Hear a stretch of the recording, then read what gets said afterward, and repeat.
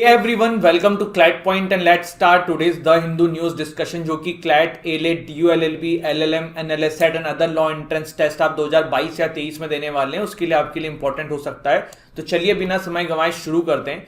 आज का देखिए जो एडिटोरियल पेज है कुछ इस प्रकार से है और दो आर्टिकल्स यहाँ पे ऐसे हैं जो हमें थोड़े थोड़े डिस्कस करने हैं, बाकी कोई आर्टिकल आपके एग्जामिनेशन पर्सपेक्टिव से इंपॉर्टेंट नहीं है। यहाँ पे एक पॉलिटिक्स से रिलेटेड है, पंजाब इलेक्शन से रिलेटेड है, यहाँ पे एक स्टेट का कुछ बात आया, यहाँ पे एक बुक से रिलेटेड है, तो हमारे लिए कोई काम का नहीं है। काम का देखिए दो आर्टिकल ने, एक तो ये है कि India watchwords is not so bright in 2022।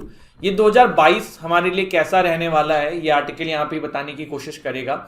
इसको देखो इन्होंने चार भागों में बांटा इस आर्टिकल को, जैसे कि China is a disruptor. China जो है हमारे लिए एक बाधा है।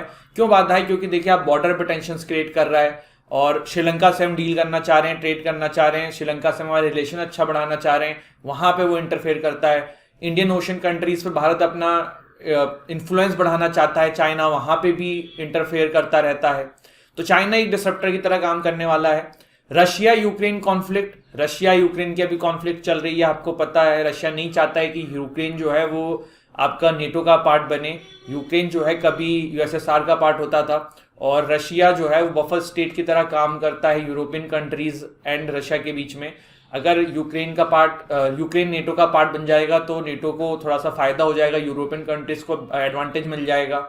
तो भारत का इसमें क्या डायनामिक्स रहेगा, क्या रोल रहेगा? तो रशिया यूक्रेन कॉन्फ्लिक्ट भी एक इशू रहने वाला है 2022 के अंदर। फिर क्या है? Return of the Taliban. Bharat ने अपना सब कुछ जो है वो अफगानिस्तानी गवर्नमेंट पे लगा दिया था। सिंपल सी बात कही जाए तो काफी सारे इन्वेस्टमेंट हमने वहां की गवर्नमेंट पे किया, काफी ज्यादा इंडिया ने सपोर्ट भी किया। बहुत पहले से हमने तालिबान से कोई पैरेलल टॉक्स अपने नहीं रखे थे। जब तालिबान शासन में आ गया उससे कुछ समय पहले भारत ने तालिबान से वार्तालाप करना शुरू किया था। तो अब वहां पे तालिबान आ गया है, अफगानिस्तान में आपने इतनी इन्वेस्टमेंट कर दी है। लेट्स सी क्या होता है, भारत में तालिबान के आने से क्या प्रभाव पड़ सकते हैं और टेररिज्म किस तरीके से बढ़ सकता है, तो एक इशू ये रहने वाला है। इसके बाद border issue for India. Border issue India का चाइना से चल रहा है। चाइना से आप देख रहे हैं समय समय पे एलएसी पे प्रॉब्लम्स हो रही हैं। साथ ही साथ पाकिस्तान तो एक इशू रहता ही है, लेकिन अभी तो पाकिस्तान से ज्यादा चाइना के साथ बॉर्डर इशूज हमें देखने को मिल रहे हैं। तो ये चार भागों में इस आर्टिकल को था जो मैंने आपको यहाँ पे समराइज कर दिया है और इससे ज्यादा इसमें आपके मतलब का कुछ है नहीं, तो ज्यादा पढ़ने की जरूरत नहीं है। इसके बाद है द टेंशन बिगेन ये रेड लाइंस करके जो आर्टिकल है क्या बात करता है, ये चाइना और लिथुआनिया करके कंट्री है, इनके बीच में जो प्रॉब्लम चल रही है उससे रिलेटेड आर्टिकल है। हुआ क्या, देखो लिथुआनिया जो है कोई बहुत बड़ी कंट्री तो है नहीं और चाइना और लिथुआनिया के बीच में कुछ समस्या है। समस्या क्या है? लास्ट ईयर की बात है, लिथुआनिया ने ताइवानीज रिप्रेजेंटेटिव ऑफिस जो है ना अपने यहाँ पे अलाउ कर दिया था और ये चीज चाइना को पसंद नहीं आया था, क्योंकि चाइना जो है वो ताइवान को अपने समय समय पर अपना पार्ट बताता रहता है। तो इसके चलते हुए चाइना जो है ना वो लिथुआनिया को दबाने की कोशिश कर रहा है, ट्रेड के थ्रू और भी अलग अलग तरीकों के थ्रू। अब यहाँ पे प्रॉब्लम क्या है, चाइना ऐसा क्यों कर रहा है? देखिए लिथुआनिया कोई इतना बड़ा विश्व में अगर आप देखो तो कोई पोजीशन होल्ड नहीं करता है, कोई बहुत बड़ी कंट्री नहीं है। तो चाइना जो है ना वो इसके थ्रू बाकी कंट्रीज को दिखाना चाहता है कि अगर आप इस तरीके की चीजें करेंगे तो फिर हम तो भैया चुप नहीं रहने वाले हैं। तो थोड़ा सा देखो जानो बैलेटिक कंट्रीज क्या होती हैं। लिथुआनिया जो है ना वो बैलेटिक कंट्रीज का पार्ट है। तो आप ये मैप देख रहे हैं, ये मैप के थ्रू मैं आपको बैलेटिक कंट्री समझाऊंगा।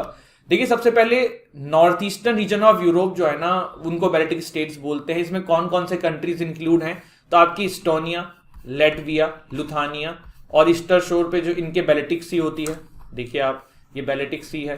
ये मैंने आपको शायद एक दिन और भी बताया था बैलेटिक कंट्रीज, ठीक है। इधर ये रशिया से घिरे हुए हैं, ठीक है। इधर पोलैंड एंड बेलारूस से घिरे हुए हैं और ये आपकी जो है ये बैलेटिक कंट्रीज कहलाती है, ठीक है। भारत से इनका रिलेशन अच्छा ही है, काफी ज्यादा भारत का पुराने समय से इनके साथ व्यापार चला आ रहा है, तो ठीक है। इसके बाद देखो इस तरीके से कंट्रीज होती हैं बाल्कन कंट्रीज। तो अभी बात आई है बैलेटिक कंट्रीज की, तो मैं बाल्कन कंट्रीज भी आपको बता देता हूँ। बाल्कन कंट्रीज का नाम ना जैसे कि बैलेटिक कंट्रीज का बैलेटिक सी के थ्रू पड़ा है, बाल्कन कंट्रीज का नाम बाल्कन माउंटेन्स के थ्रू पड़ा है। और ये देखिए जो आपके कंट्रीज है ना ये बाल्कन कंट्रीज के कैटेगरी में आते हैं। इसमें कौन कौन है? तो इसमें आपका देखिए Herzegovina, Bulgaria, Croatia, Kosovo, Macedonia, Montenegro, अभी नेटो का पार्ट लास्ट में ऐड हो रहा है, रोमानिया, सर्बिया, सोल्वेनिया और इधर है अल्बानिया एंड बोस्निया, ठीक है। तो ये आपके कंट्रीज हैं जिनको बाल्कन कंट्रीज कहा जाता है। और क्यों ऐसा कहा जाता है? क्योंकि ये बाल्कन माउंटेन्स के आसपास बने हुए हैं। तो एक चीज और है बाल्कन कंट्रीज के बारे में कि यहाँ पे ना बहुत ज्यादा लिंग्विस्टिक डिफरेंस आपको देखने को मिलेगा, अलग अलग जगहों पे अलग अलग तरीके की लैंग्वेज बोली जाती है, तो कुछ ज्यादा ही डिफरेंट लैंग्वेज का ये ग्रुप है, तो बाल्कन्स इनको बोलते हैं, बाल्कन कंट्रीज इनको बोलते हैं। इसके बाद एडिटोरियल में और तो कुछ हमें था नहीं, बस ठीक है, चलिए फिर आगे बढ़ते हैं। अब पंजाब में जो पोल होने वाले थे वो थोड़े से डिले हो गए हैं। क्यों ऐसा हुआ है?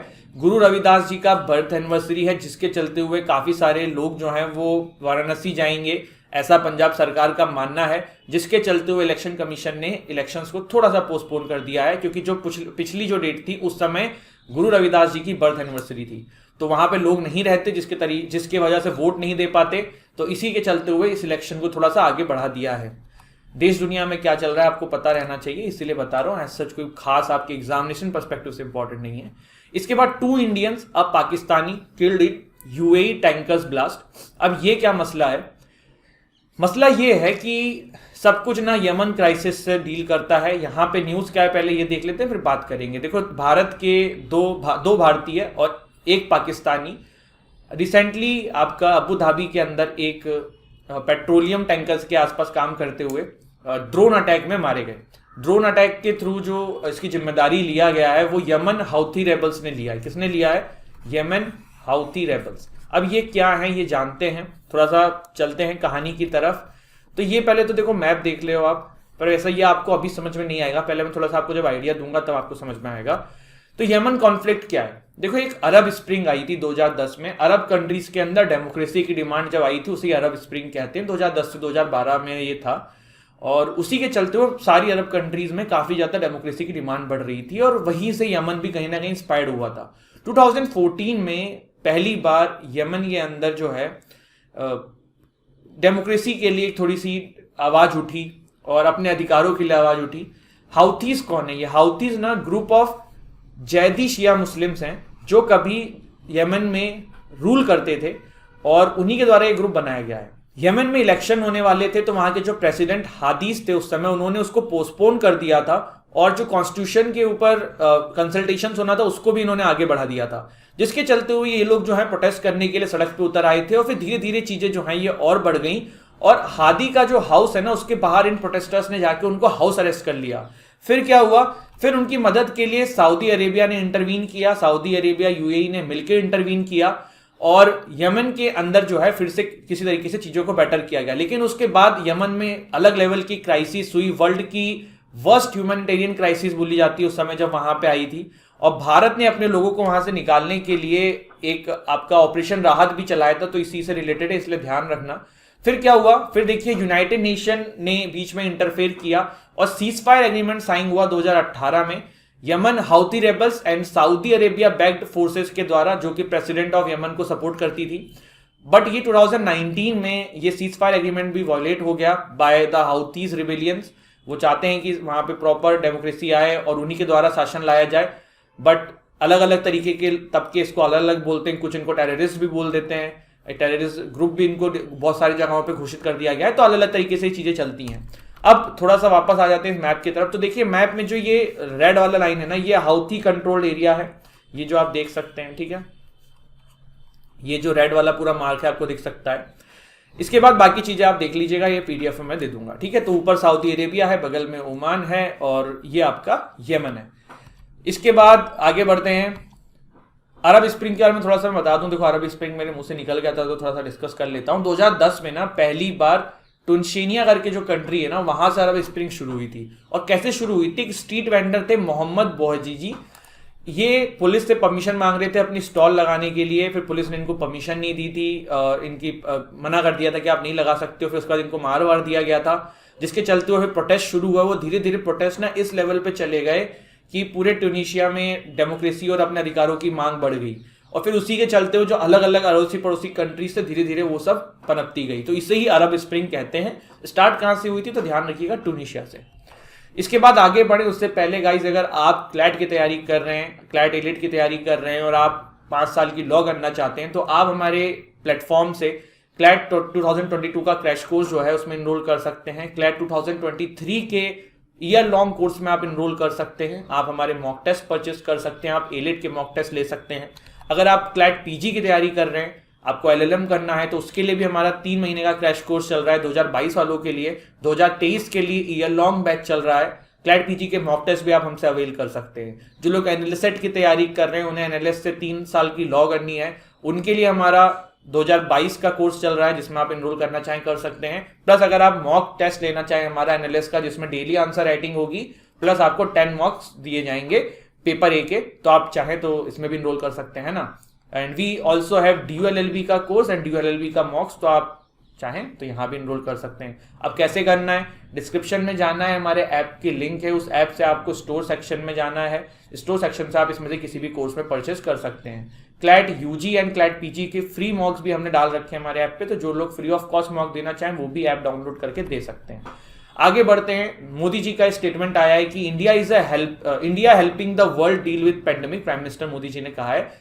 बेसिकली कहने का ये मतलब है कि प्राइम मिनिस्टर मोदी जी ये कहना चाह रहे हैं कि भारत बहुत ही अच्छे तरीके से सामने उभर कर आया है इस कोविड-19 के सिचुएशन में पूरे वर्ल्ड की मदद करने के लिए। ठीक है, अब मेरा आप लोगों से एक क्वेश्चन है। इंडियन ओशन की कुछ कंट्रीज को हमने एक ऑपरेशन चला के वैक्सीन भिजवाई थी, उस ऑपरेशन का नाम क्या है, तो आप लोग मुझे कमेंट सेक्शन में बताएंगे। आगे बढ़ते हैं। Need more time to decide stand on marital rape, centre ने हाईकोर्ट से बोला है। अब मामला क्या है, मार्शल रेप के बारे में वैसे हमने ऑलरेडी पढ़ रखा है, लेकिन एक बार आज रिवाइज कर लेते हैं। What is marital rape? Marital rape है कि स्पाउस जो होते हैं उनके बीच में विदाउट कंसेंट इंटरकोर्स अगर हो तो ये मार्शल रेप की कैटेगरी में आता है। अब बात करें मार्शल रेप के बारे में, तो वर्ल्ड की 100 कंट्रीज ने मार्शल रेप को क्रिमिनलाइज कर दिया है। भारत 36 कंट्रीज में से है जिन्होंने अभी तक मार्शल रेप को क्रिमिनलाइज नहीं किया है। अगर आप कुछ आंकड़े देखना चाहें तो डोमेस्टिक वायलेंस इन इंडिया जो है ना, वो करीबन 70% महिलाओं को सहना पड़ता है। ये कुछ डेटा है जो मार्शल रेप को सपोर्ट करता है कि क्यों मार्शल रेप को क्रिमिनलाइज कर देना चाहिए। नेशनल क्राइम रिकॉर्ड्स ब्यूरो का एक आंकड़ा है जो ये कहता है कि भारत में हर 4 मिनट के अंदर cruelty at the hands of her in laws महिलाओं को सहनी पड़ती है। हर 16 मिनट्स में हमारे यहाँ एक रेप होता है। इसके अलावा नेशनल फैमिली हेल्थ सर्वे का अगर आंकड़ा देखा जाए तो ये कहते हैं कि sexual violence case go unreported. 99.1% जो सेक्सुअल वायलेंस के केसेस हैं वो अनरिपोर्टेड होते हैं। यूनाइटेड नेशन पॉपुलेशन फंड ये कहता है कि भारत के अंदर 15 से 49 के बीच की महिलाएं जो हैं वो वंस या फिर ट्वाइस या फिर उससे ज्यादा बीटन, रेप्ड और फोर्स्ड टू प्रोवाइडेड सेक्स, ये उनके साथ होता है। तो ये कुछ आंकड़े जो सपोर्ट करता है कि इस तरीके के कठोर कानून आने चाहिए कि मार्शल रेप का जो एक कॉन्सेप्ट है उसको भी क्रिमिनलाइज किया जाए। क्या लीगल प्रोविजंस हैं फिलहाल हमारे यहाँ पे रेप के या मार्शल रेप से डील करने के लिए? तो section 375 of IPC Indian penal code जो है वो रेप को as a criminal offence define करता है। बट सेक्शन 375 का एक एक्सेप्शन 2 है जो मार्शल रेप को जायज ठहराता है। ये क्या कहता है? ये कहता है कि sexual intercourse by a man with his wife, the wife not being under 15 year of age is not rape. तो ये यहां पे कहीं ना कहीं आप देख सकते हो कि मार्शल रेप को जायज ठहरा रहा है और यहीं पे अमेंडमेंट लाने की बात अभी करी जा रही है। वैसे सुप्रीम कोर्ट के अगर आप देखें तो सुप्रीम कोर्ट ने 2018 में एक लैंडमार्क जजमेंट दिया था जिसमें उन्होंने कहा था कि it will be considered rape if a man has sexual intercourse with his wife if she is aged between 15 and 18। फिर सुप्रीम कोर्ट ने और भी कहीं कहीं पे अपनी बातें कही हैं जिसमें मार्शल रेप के प्रति उन्होंने कहा कि कानून लाने की जरूरत है। भारत के अंदर महिलाओं को शादी के बाद प्रोटेक्शन के लिए एक सिविल लॉ है, आपको पता है, डोमेस्टिक वायलेंस एक्ट के अंदर, और आईपीसी के अंदर सेक्शन 498A है, cruelty against a wife by the husband और हस्बैंड रिलेटिव्स। तो ये 2 प्रोविजंस हैं जो अभी महिलाओं को सपोर्ट करते हैं, लेकिन मार्शल रेप का उसमें कहीं भी जिक्र नहीं है। अब वो लोग जो कहते हैं कि मार्शल रेप को क्रिमिनलाइज कर दें, वो क्या बोलते हैं? वो ये कहते हैं कि भैया आर्टिकल 14 सब इक्वलिटी की बात करते हो, राइट टू इक्वलिटी सभी के पास है, तो जब पुरुष की इच्छा के अनुसार वो सेक्सुअल इंटरकोर्स करना चाह रहा है तो महिलाओं की शादी के बाद भी अगर इच्छा नहीं है तो वो डिनाई कर सकती है ना। तो ये यहाँ पे एक बात है। दूसरी चीज ये है कि आर्टिकल 21 के अंदर सुप्रीम कोर्ट ने भी ये बात मानी है कि womens have right to bodily integrity and privacy. अगर महिलाएं नहीं चाहती हैं कि वो किसी के साथ सेक्सुअल इंटरकोर्स करें, इवन दे आर मैरिड, तो they have right to bodily integrity and privacy and it's an intrinsic part of article 21। ऐसा सुप्रीम कोर्ट ने अपने वेरियस जजमेंट में कभी कहीं कहीं बोला है। जैसे कि state of Karnataka versus Krishnappa इसका एक एग्जाम्पल है, सुचिता श्रीवास्तव वर्सेस चंडीगढ़ एडमिनिस्ट्रेशन इसका एक एग्जाम्पल है, जहां पे सुप्रीम कोर्ट ने इस तरीके की ऑब्जर्वेशंस रखी हैं। इसके अलावा जो लोग कहते हैं कि इसको क्रिमिनलाइज करना चाहिए, वो कहते हैं कि रेप इज रेप, फिर चाहे शादी के बाद हो चाहे उससे पहले हो। और जेएस वर्मा कमेटी जो निर्भया कांड के बाद बनी थी, उसमें भी ये बात सामने आई थी कि जेएस वर्मा कमेटी ने कहा था कि जो मार्शल रेप है इसको क्रिमिनलाइज कर देना चाहिए। अब क्या है आर्गुमेंट अगेंस्ट क्रिमिनलाइजिंग मार्शल रेप? क्या आर्गुमेंट्स है मार्शल रेप के अगेंस्ट में, इसको क्रिमिनलाइज करने के अगेंस्ट में? तो सबसे पहली चीज, कुछ लोग ये आते हैं कि भैया मैरिज एक इंस्टीट्यूशन है, उसको डिस्टेबलाइज हो जाएगा, फला फला फला। कुछ लोग ये कहते हैं मिसयूज ऑफ लॉ, जो कहीं हद तक सही भी है, जैसे कि 498A है आपका। आप लोगों ने अपने अगल बगल बहुत सारे ऐसे केसेस देखे होंगे जिसका मिसयूज होता है। तो पर लेकिन किसी कानून का मिसयूज होने का मतलब ये नहीं है कि आप वो कानून ही लेके ना हो, आप इस तरीके का प्रोविजन लेके आओ कि उसका मिसयूज कम से कम हो, तो वो जरूरी है। क्योंकि मिसयूज ऑफ लॉ 498 के केस में तो बहुत होता है। जो हस्बैंड होते हैं, उनका परिवार होता है ना, काफी बार सफर भी करना पड़ता है, लेकिन काफी बार फिर जेन्युइन केसेस भी होते हैं। तो जरूरत तो है, लेकिन चीजों को फिर इस तरीके से लाने की जरूरत है कि गलत केसेस अलग दिख जाएं। इसके बाद कुछ लोग कहते हैं कि भैया अवेयरनेस इज मोर इंपॉर्टेंट, ये कानून लाने से क्या होगा? लॉ कमीशन के पास ये 2-3 बार बात गई है, लेकिन उन्होंने अभी तक रिकमेंड नहीं किया है कि मार्शल लॉ क्रिमिनलाइज करो। तो जो लोग कहते हैं कि भैया जब लॉ कमीशन नहीं कह रही है तो फिर आप लोग क्यों कर रहे हो? फिर दूसरे लोग कहते हैं कि आर्टिकल 21 का तो कैसे वॉयलेशन है? अगर इतनी ही दिक्कत है वुमेन को तो फिर शादी के बाद ना रहे पति के साथ, छोड़ दें उन्हें, क्यों साथ रह रहे हैं? तो फिर आर्टिकल 21 कहां से आ गया? तो ये कुछ लोगों का ऐसा कहना है जो इसके अगेंस्ट में बोलते हैं। बाकी लेट्स सी आगे क्या होता है, क्या हमारी गवर्नमेंट इस पर डिसाइड करती है, बट मोस्ट प्रोबेबली कानून इस पर जल्द से जल्द आ जाएगा। इसके बाद Kolkata book fair postpone by a month to be held in Feb and March. देखो हुआ क्या था, 2021 में इंटरनेशनल बुक फेयर होने वाला था कोलकाता के अंदर, बट ड्यू टू कोविड-19 इट गॉट पोस्टपोन्ड, और इस साल फिर 1 महीने के लिए उसको पोस्टपोन कर दिया है। कारण क्या है कि कोविड के केसेस बढ़ रहे हैं और म्युनिसिपल इलेक्शंस भी हैं वहां पे।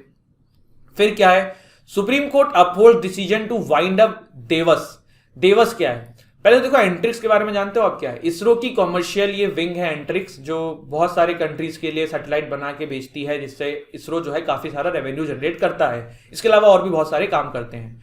अब क्या है, the national company law tribunal direction came on A petition filed by Antrix, जिसमें उन्होंने कहा था कि देवास को वाइंड अप करो, और सुप्रीम कोर्ट ने भी इसको अपहेल्ड कर दिया है। ठीक है, क्या है Devas? Digitally enhanced video and audio service, एक मल्टीमीडिया प्राइवेट लिमिटेड है जो कि association with ISRO space arm Antrix corporation बनाई गई थी। इसका मेन फंक्शन ये था कि वीडियो मल्टीमीडिया इंफॉर्मेशन सर्विसेज जो हैं वो सैटेलाइट के थ्रू मोबाइल रिसीवर्स को पहुंचे इन व्हीकल्स एंड मोबाइल फोन्स। अब बात क्या है, इसमें देखा गया कि बहुत ज्यादा करप्शन था, बहुत ज्यादा प्रॉब्लम्स हो रही थी, पूरा फ्रॉड करके बहुत ज्यादा पैसा इधर उधर किया गया, जिसके चलते हुए सुप्रीम कोर्ट ने कहा कि इसको वाइंड अप कर दो। इसके बाद फॉरेन कुछ न्यूज आई हैं, देख लेते हैं। Xi Jinping rejects cold war mentality. Xi Jinping साहब बोल रहे हैं कि भैया हम कोल्ड वॉर मेंटालिटी जो है पूरे विश्व की, वो सब खत्म करो, हम इसको सपोर्ट नहीं करते हैं। हम चाहते हैं कि चाइना जो है वो सभी कंट्रीज की मदद करे और पूरा वर्ल्ड एक साथ आगे बढ़े। ये वही वाली बात है, हाथी के बाद दिखाने के और हाथी के दांत दिखाने के और खाने के और। हर इन अगल बगल की इनकी जितनी कंट्रीज हैं सबके साथ चाइना की कुछ ना कुछ बॉर्डर टेंशन चल रहे हैं। हर कंट्रीज पे इनका अधिकार है, कहीं ना कहीं कुछ ना कुछ ये समय समय पे प्रॉब्लम्स क्रिएट करते रहते हैं। और दूसरी तरफ ये कह रहे हैं कि भैया हम चाहते हैं कि सुख एंड शांति रहे। फिर इन्होंने ये अनाउंस किया है कि 1 billion dose of Covid vaccine जो है हम दूसरे कंट्रीज में भेजेंगे।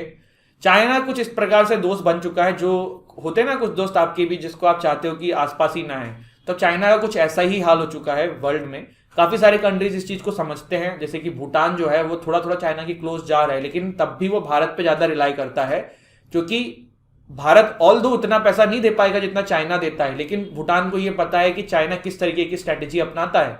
श्रीलंका ये केस में सभी ने ये चीज देखी है। तो चाइना कुछ इस तरीके का फ्रेंड हो चुका है अलग अलग कंट्रीज का कि कोई भी नहीं चाहता है। पाकिस्तान जो है वो इनके डेप्थ में दबा हुआ है, आज नहीं तो कल समय आएगा पैसा वापस करने का, फिर देखेंगे क्या होता है। इसके बाद क्या है, Germany vows to do all guarantee Ukraine security. Germany ने कहा है कि हम यूक्रेन की सिक्योरिटी के लिए सब कुछ करेंगे। क्या है मसला, देखो यूक्रेन जो है ना कभी सोवियत यूनियन का पार्ट था, जब डिसइंटीग्रेशन हुआ तो रशिया अलग हो गया भैया, यूक्रेन अलग हो गया। अब क्या हुआ, अब ये हुआ कि यूक्रेन जो है ना एज ए बफर स्टेट की तरह देखो काम कर रहा है। रशिया के लिए भी फायदा है यूक्रेन का होने का, और यूरोपियन कंट्रीज के लिए अच्छा नहीं है यूक्रेन का बीच में होना, क्योंकि कल को रशिया पर अटैक होगा तो ये बफर स्टेट की तरह काम करेगा। तो यूक्रेन को ना नेटो में मिलाने की बहुत झड़प चल रही है। यूरोपियन कंट्रीज इससे काफी अच्छे अपने टाइज कर रहे हैं, यूएस इससे काफी अच्छे टाइज कर रहा है। ये चीज रशिया को पसंद नहीं आ रही थी, तो रशिया ने अपनी कुछ डिमांड्स रखी हैं कि यूक्रेन एंड कुछ और कंट्रीज के नाम इन्होंने बोले। फिर इन्होंने ये भी कहा है कि 1998 के बाद जितने भी कंट्रीज नेटो में जुड़े हैं सबको हटा दिया जाए।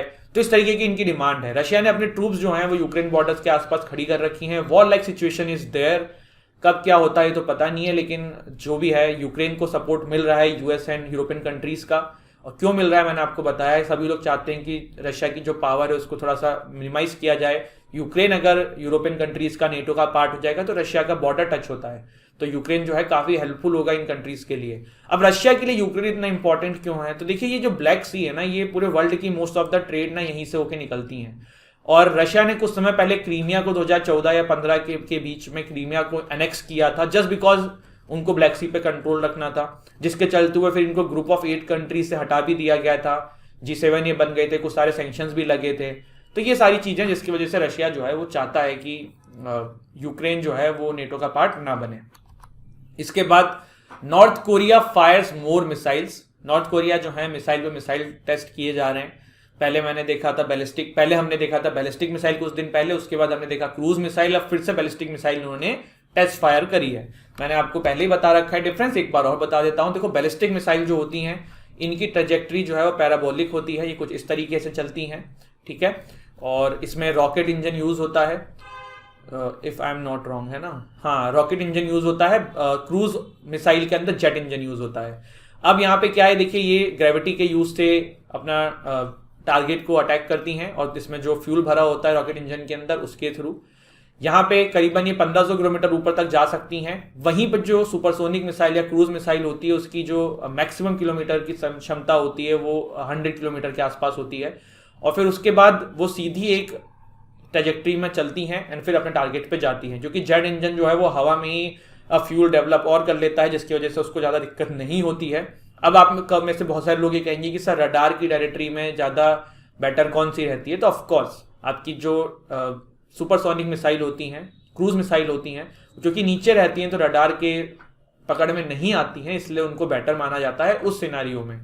तो अभी नॉर्थ कोरिया ने जो बैलिस्टिक वाली है ना इसका टेस्टिंग करी है, कुछ दिन पहले क्रूज मिसाइल की करी थी और उससे पहले फिर बैलिस्टिक की करी थी। हमने ये तीनों चीज़ें बहुत अच्छे से देखी हैं। इंडिया में क्रूज मिसाइल का एक एग्जाम्पल है ब्रह्मोस मिसाइल, अभी ये भी हमने कुछ दिन पहले डिस्कस किया था। तो दिस इज इट गाइस, आज का हमारा सेशन यही था। तो नॉर्थ कोरिया फायर्स मोर मिसाइल्स, हमने देखा क्या होती है आपकी क्रूज मिसाइल, क्या होती है बैलिस्टिक मिसाइल। हमने यहाँ पे यूक्रेन वाला मसला देखा, क्यों रशिया चाहता है कि यूक्रेन नेटो का पार्ट ना बने, ब्लैक सी की इंपॉर्टेंस क्यों है इतनी, क्रीमिया वाला क्या मसला था। हमने चाइना के दो धारी मुंह देखे, है ना। फिर हमने देखा देवास को वाइंड अप करने की बात करी है, और एक छोटी सी न्यूज़ देखी थी कोलकाता वाली। मार्शल रेप को हमने रिवाइज किया, मार्शल रेप में क्यों क्रिमिनलाइज करना चाहिए, क्यों नहीं करना चाहिए, और क्या लीगल प्रोविजंस हैं, इस तरीके की चीज़ें हमने यहाँ पे देखी। फिर देखिए India is helping the world with pandemic, ऐसे प्राइम मिनिस्टर मोदी जी ने बोला है। आप इन कोर्सेज में इनरोल करना चाहें तो डिस्क्रिप्शन में जाइएगा, हमारे वेबसाइट का लिंक है, हमारे ऐप का लिंक है, वहाँ से डाउनलोड करिए हमारे ऐप को एंड स्टोर सेक्शन में जाके आप इन कोर्सेज में इनरोल कर सकते हैं। प्लस हमारे 2 फ्री मॉक भी चल रहे हैं, जिसको आप चाहो तो दे सकते हो। अगर आप फ्री ऑफ कॉस्ट कुछ अटेम्प्ट करना चाह रहे हो तो CLAT PG and CLAT UG दोनों के ही एक मॉक वहाँ पे डले हुए हैं, आप जाके फ्री ऑफ कॉस्ट वो दे सकते हैं। हमने यहाँ पे यमन यहूतीस के बारे में देखा, कैसे ये पनपा, यमन कॉन्फ्लिक्ट क्या थी, अरब स्प्रिंग के बारे में हल्का सा जाना। अपने आप में बहुत बड़ा टॉपिक है अरब स्प्रिंग, लेकिन बहुत बेसिक सा मैंने आपको थोड़ा सा बता दिया है यहाँ पे, ठीक है। फिर हमने एक न्यूज़ देखी, Punjab polling now on Feb 20। Then मैंने आपको एडिटोरियल कुछ डिस्कस किए थे, 2 एडिटोरियल हमने यहाँ पे देखे थे। पहला देखा था India's watchwords is not so bright 2022। 4 मसले को लेके यहाँ पे एडिटोरियल लिखा गया था। China is a disruptor, Russia Ukraine conflict, return of the Taliban and border issues for India. इसके बाद नीचे हमने देखा चाइना वर्सेस लुथानिया, क्यों ऐसा हो रहा है, क्या ऐसा हो रहा है, एक्सेट्रा एक्सेट्रा। तो this is it guys, this is हमारा आज का सेशन एंड आई होप आपको सेशन अच्छा लगा हो। अगर अच्छा लगा हो तो वीडियो को लाइक करिएगा, चैनल को शेयर करिएगा, चैनल को सब्सक्राइब करिएगा। मिलते हैं कल फिर इसी तरीके के हिंदू एनालिसिस में। थैंक यू सो मच, जय हिंद, जय भारत।